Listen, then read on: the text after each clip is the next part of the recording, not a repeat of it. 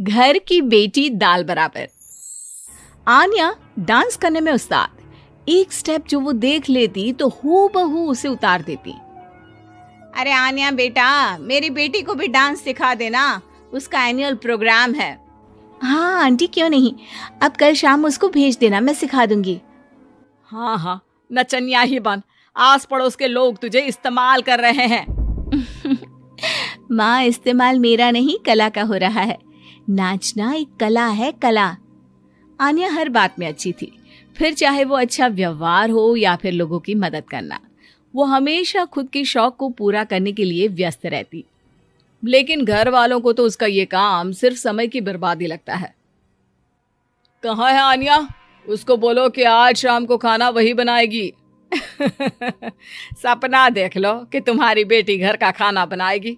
अरे आसपास के लोगों का काम करने से उसे फुर्सत मिले तब तो कहीं जाकर वो हमारे घर का काम करेगी ना।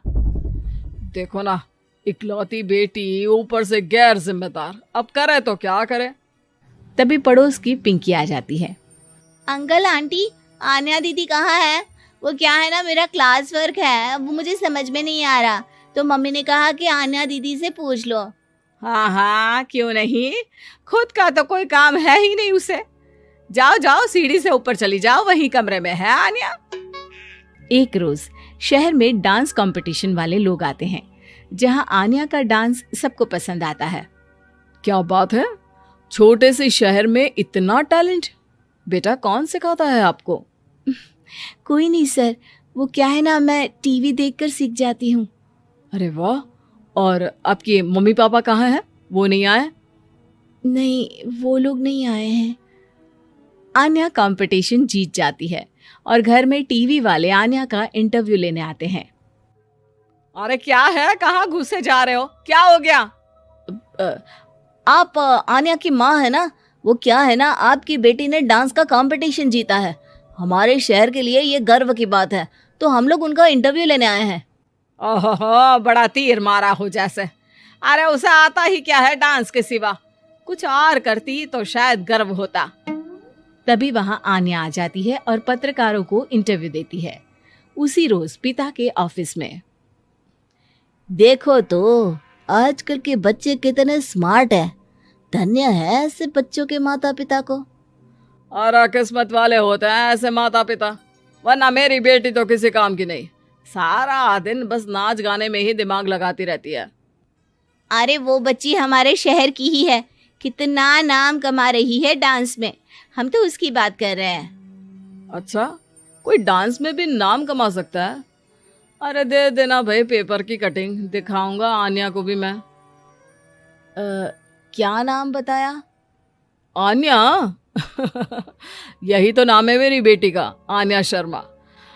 बड़े उम्मीद से रखा था कि कुछ अच्छा नाम कमाएगी, लेकिन नहीं, आजकल के बच्चों को माँ पापा की इमोशन की कदर है क्या? अरे ये देखिए, इस बच्ची का नाम भी आन्या शर्मा ही है, जो पूरे शहर का नाम रोशन कर रही है। पिता अखबार देखते हैं तो सामने बेटी की ही फोटो रहती है, लेकिन ये क्या, जिस फोटो को देखकर हर कोई गर्व कर रहा था, पिता को उस पे कुछ भी खास दिखाई नहीं देता।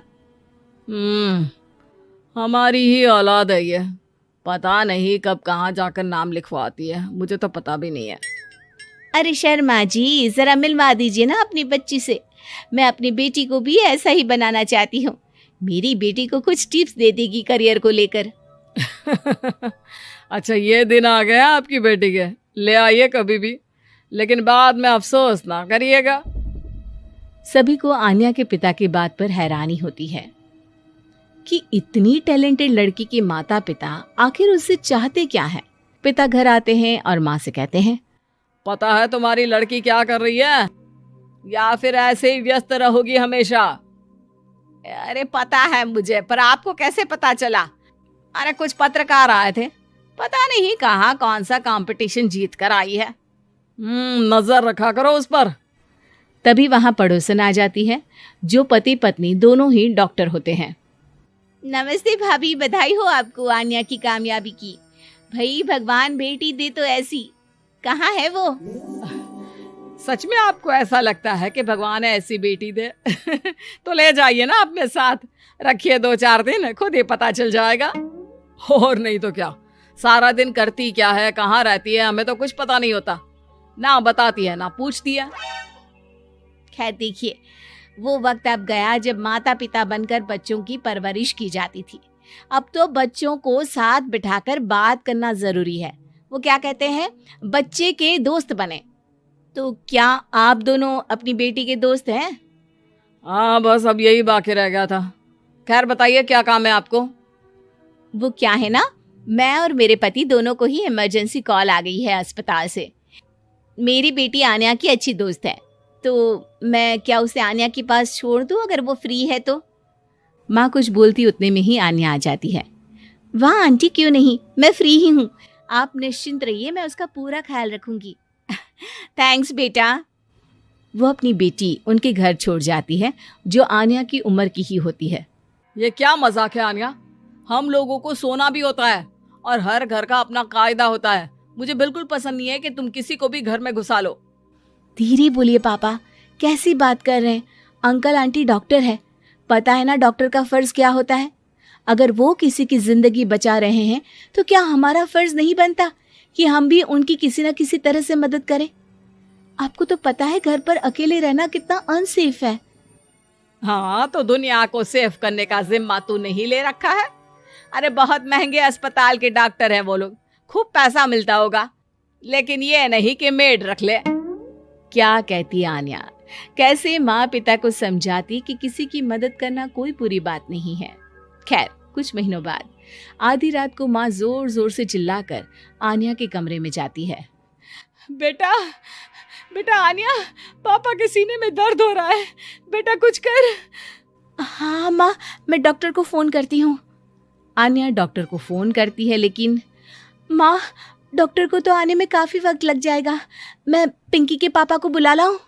अरे वो नहीं आएंगे बेटा, वो लोग बहुत बड़े डॉक्टर हैं और हम लोगों के पास इतने पैसे भी नहीं है। माँ, मैंने डांस कंपटीशन में जो पैसे जीते थे वो है मेरे पास, आप चिंता ना करें, बस पापा का इलाज करवा ले।